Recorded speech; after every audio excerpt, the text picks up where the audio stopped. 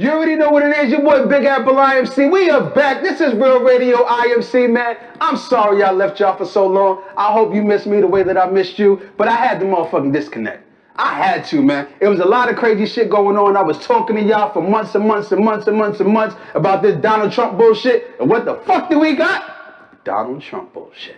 That's where we at. Know what I mean? We can't help it. We in the situation that we in. He's gonna be the motherfucking president. We don't like the electoral college. I don't know how the fuck to graduate from the electoral college. I don't know how the fuck you get into that motherfucker, but whoever in there, put me on, please. But this is where we at. We were in a state of emergency, and now the state is in emergency. But fuck it. That's where we at. Now, I was telling, see, we in a whole new setup right now.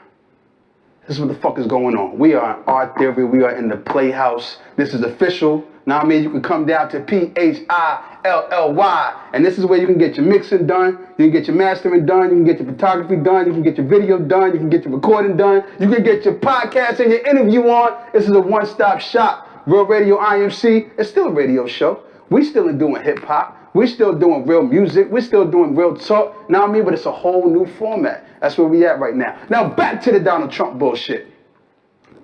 I'm not going to tell you I sold you so. I'm not going to say that. All I'm going to say is, if the whole shit fuck up, I'm going to Canada. I'm going to Japan. Not just because Miyachi coming here, but I'm going to Japan. I'm fucking around. I'm going somewhere else out this motherfucker because this shit is about to go crazy. Before we get into all that, I'd also like to say, you know, today there was a shooting down over there at Fort Lauderdale. R.I.P. to all the people over there that, you know, got family members that was shot, anybody that, you know, was hurt in the melee and everything that's going on. You know, R.I.P. rest in peace to them. As I was saying before, this is a crazy world that we're living in right now. The tensions are high. There was a situation over there in Chicago where you had mentally challenged people that actually lured a mentally challenged person in there and abused them, tortured them. You understand what I'm saying? It was to the point where, you know what I mean, it was vile, it was disgusting, and I'm not condoning none of that. You understand what I'm saying? But we've been getting tortured, brutalized, and abused on camera for years. You understand what I'm saying? Now, what they did is fucked up, but you're not going to take that shit and yell, that was the Black Lives Matter moment, and then see all this other shit that's going on right now and not saying that there's something wrong on the other side as well. You understand what I'm saying? You can't have two sides of the story. You can't be double dutching with this shit right here. Did I say double dutching? What the fuck did I just say? You can't be double dutching with this shit right here. No jumping in, no jumping the motherfucker out. Now this world is crazy. Since Donald Trump has been the president-elect, racial tensions are at an all-time high. I've been called a nigga at least 20 times in the street. I'm like, damn. I'm starting to think that's my AKA. You know what I mean? This shit is ridiculous. They're being allowed to walk around and say whatever the fuck they want to say, whenever the fuck they want to say, and they feel empowered. Now, I want to feel empowered to beat the fuck out their ass, but then I would be empowered in the back of the motherfucking jail cell. And if I was in Minnesota with motherfucking Sheriff Clark, I might be hung in the back of the jail cell, but that's a whole nother motherfucking story. Anyway, I digress. I'm going to bring it back to 2017.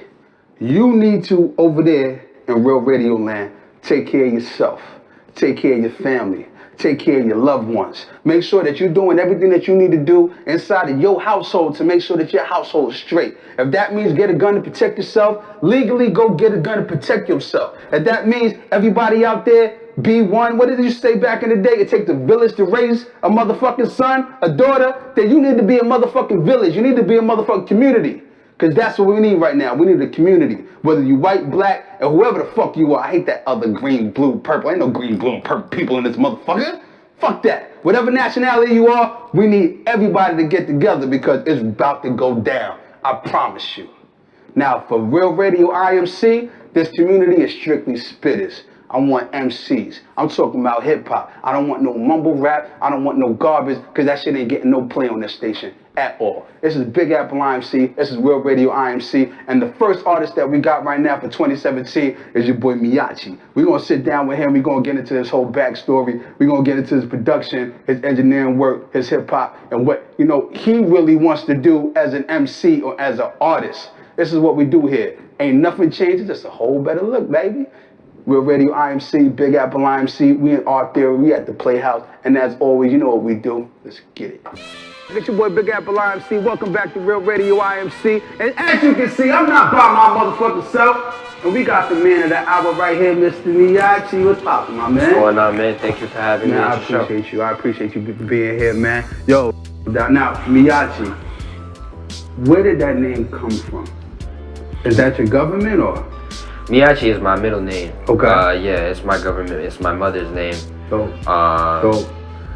I kind of switched around when I was younger, you know, but I felt like Miyachi not only had a ring to it, but you know, it's unique. It's, you know, the part of my name that traces back to my Japanese roots, my mother, and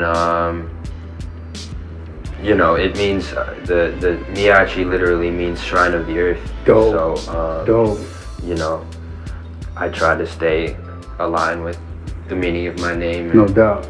You know, with music and everything I do. No doubt. And I hear a lot of essence of hip hop in your flow, a lot of essence of hip hop in the joint that we just heard. Where did the love affection come from? Did it come at a young age? You feel what I'm saying? Or like, you know, I see you got the New York hat. So you from New York or?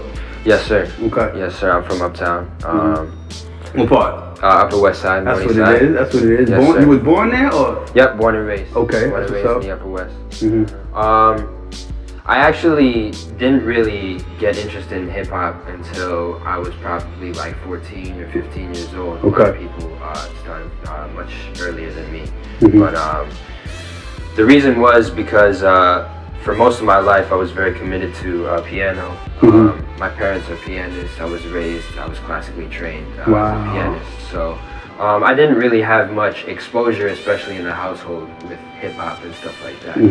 But once I got to like 8th or 9th grade, you know, I started hearing, you know, listening to, you know, the Biggies and Tupac and, you know, then like Boot Camp Click and Das Effects and stuff like that. And then, you know, that's when I really started to gain like serious interest. Now, how did you get into that? Like, because and you can mistake me if I'm wrong, being in the Japanese household, from what we know on the outside looking in, you know, it's very strict. And you know, you're saying classical piano. So how did you go from classical piano, you know, diving into the hip hop? Like, did you have to sneak out and go fat beats and stuff like that? Like, how did that go down? I mean, yeah, my parents didn't necessarily approve of, you know, my new musical taste. That was just, I mean, that hide the headphones. Well, yeah, I mean, I was always kind of a troublemaker. Okay. I was always, you know, looking into like the rebellious side of things. You know, so you know, I felt like falling in love with hip hop was kind of like aligned with my personality, even though it wasn't there for most of my life, you know, at that point. But yeah, you know, I hip hop was definitely like, I didn't really, you know, tell my parents about, you know, my interest in it really, because, you know, it wasn't really approved of or, you know, well liked in my household with my family. So yeah, it was definitely started off as more of like a private venture, you know. Got you. Yeah. Now, and you do it well. I see that you got over 30,000 views on, you know what I mean, your SoundCloud right now. I mean, you put out a freestyle. You actually did it in motherfucking English and Japanese as well, which is crazy. You know what I'm saying? Do you, with all those views, I'm sure you see all those comments, do you ever get those negative comments, and do they affect you in regards to, okay, you know, being an Asian in a, you know, really African-American, black, you know what I mean, hip-hop, you know, related field? Does that, you know, make you feel a certain type of way at all, or do you kind of just shake that off? Actually, I haven't really like gotten many negative comments, or at least any that have stuck out to me thus far. But you know, they'll come. So he said the haters gone. So you know, I'm definitely very humbled by, you know, any sort of positive feedback that I've been getting. But you know, as much as I know that, you know, I've been kind of gaining a little buzz with the recent videos of me rapping in Japanese and stuff, I know I have a long way to go with it. So, you know, I just hope that once I start rolling out, you know, this new material I've been working on, is that the positive feedback will be consistent with, you know, the amount of work I've been putting in, and, you know, I'm at the point where I have to see where it goes with everything. Got you. And got you. Now, do you feel any pressure at all? You know what I mean, being an Asian MC, because there are a lot of other Asian MCs that are out there. On one in particular, you probably know, who he is, on YouTube and stuff like that, that's popping right now. Do you feel any pressure to kind of, carry the baton and run with it, or do you just consider yourself, I'm just a part of hip hop, fuck my nationality? Yeah, no, it is a goal of mine to be a rapper that is Asian. So what I mean by that is, like, I'm not trying to throw it under the rug. It's like what I look like. I do want to, be up there repping it. No doubt. If I get to that point where I have huge exposure, like Rich Chigga you're talking about, or like one of those other dudes, it's like if I'm up on that sort of platform, I do want to. I do want people to know that I'm Japanese, and that I want people to become comfortable with hopefully a familiar face, or maybe one day a household name that is Asian, rather than what we're used to in hip hop. So that's definitely a goal of mine. I don't really feel pressure though. Maybe I will later on when I'm getting more exposure, or I'm starting to feel like people are picking up on, I don't know, with the media and stuff. I haven't really been exposed to the media, so maybe that'll change things once the media comes in. No doubt. But right now, I'm just trying to focus on making the best music I can, and definitely attacking hip hop from an angle of like, I am an Asian rapper, I'm an Asian artist, and I want to fully embody that. No doubt. So let's get into this music right now. You got a lot of features, and I noticed that you produce for a lot of people, and you rhyme on a lot of people's stuff. What is better to you? Where do you feel most comfortable? Is it production, your first love, or is it the writing the rhymes is the first love? The writing the rhymes came first. The production came later, but it's kind of equal, man. Okay. Like, I'll go through weeks, months where all I want to do is write, and I won't even feel like producing. And then I'll go through weeks, months where all I want to do is make beats. You know what I mean? So, it really depends on like my mood, kind of what I've been doing. If sometimes I'll just get into the zone with production and I won't even want to think about rapping. No doubt. So it's kind of mixed, but what is for sure is right now is I want to have a voice. No doubt. And I want to be a voice in the hip hop game. So that definitely comes with I'm challenging myself a little bit more on the rap side than with the production side. Got you. But even saying that, I don't think is even true, because I'm just trying to elevate my music in general. You're just trying to keep it better. You know what I'm saying? Exactly. Just keep it rocking. Exactly. So with that being said, I know you're working with somebody with the Roots right now, part of the Roots clique. Am I correct? Yeah, Yamin, our world. Shout out my man. You already know what family. It is. He's affiliated with them. Yeah. He's Questlove's MC. Oh, no doubt. So yeah, we work all the time. We've been working all year on music. No doubt. That's my man. Miyachi. You already know what it is. Big Apple IMC. RealRadioIMC. Let's get it. Yeah. Hit that shit. You already know what it is. Your boy Big Apple IMC. King Miyachi. 2017. We live in the booth. Yo, Miyachi, ready? Let's go. Let's get it. Yeah. I hope you'll go along with this rather King Miyachi. The fact that I remain seated R-theory. and the fact that I'm going to come What's through good? mostly through this medium Yeah. here for the rest of the show. Check the way I feel.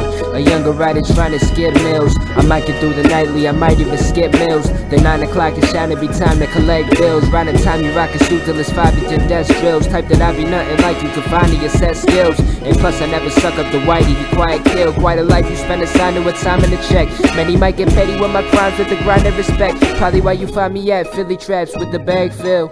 Pack of sticky bubble gum and double vac seals. I've been robbed like rated the pain to be mad real, mad mad real. Shot the way they be dealing me Advil, what it is. Cause they be throwing curves on the kid. Cause I ain't got the words to be heard on the strips. Not that I don't want the mommies to ride with me for the list. Just that we the type to swerve to the curb with a spliff. I live tight, troubling, 40 Valley guzzling, corner alley dwelling, but county country I'm covered in. It's a damn shame, trumpet government is troubling, but maybe after crumbling, Gotham City be fun again. I'm on a bench, talking heat about my job. I've been dolo on my job, I don't even know a friend. A spitter with the skin, think they only know a gin. But if you will know a king, I won't even know a prince, what it is.